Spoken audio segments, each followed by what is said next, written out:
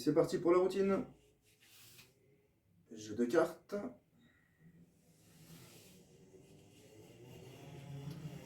On va choisir une carte dans le milieu. Le 2 de cœur, pourquoi pas. Allons-y.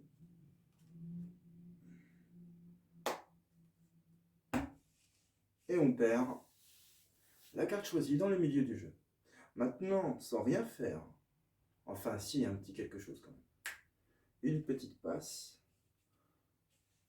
Si on reprend le jeu et qu'on passe les cartes une par une, je sais c'est un peu fastidieux, mais bon, il faut le faire comme ça.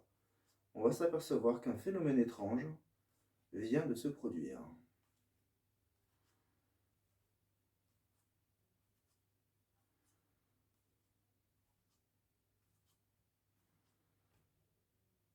On voit clairement qu'une carte a changé de couleur. Vous allez me dire, oui, bah, une carte qui a changé de couleur, on s'en fiche de ça. Bah, non, on s'en fiche pas. Parce que si la carte qui a changé de couleur, c'est justement la vôtre,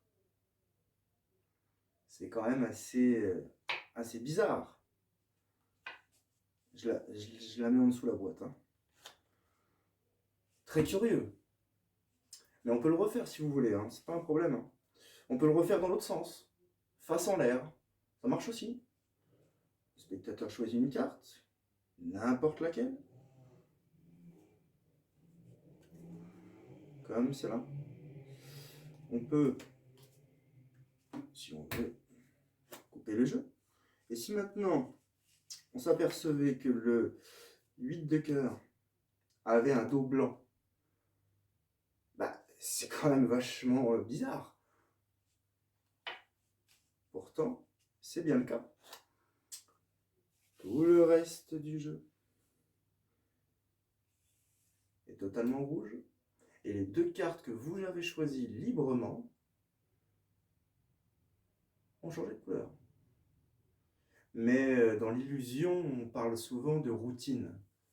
Et une routine, c'est une succession d'effets. Et là, si on voulait continuer à faire des effets, bah, on pourrait par exemple prendre vos deux cartes choisies et les transformer par exemple. On peut le faire ça, hein. On peut. Et voilà.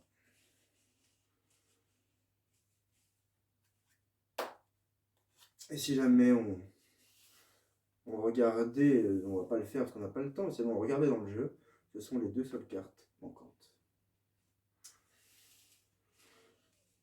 Voilà, j'espère que ce tour vous aura plu. Il me reste qu'à vous souhaiter une bonne journée ou une bonne soirée. Et surtout, n'oubliez pas, vous arrêtez jamais de rêver.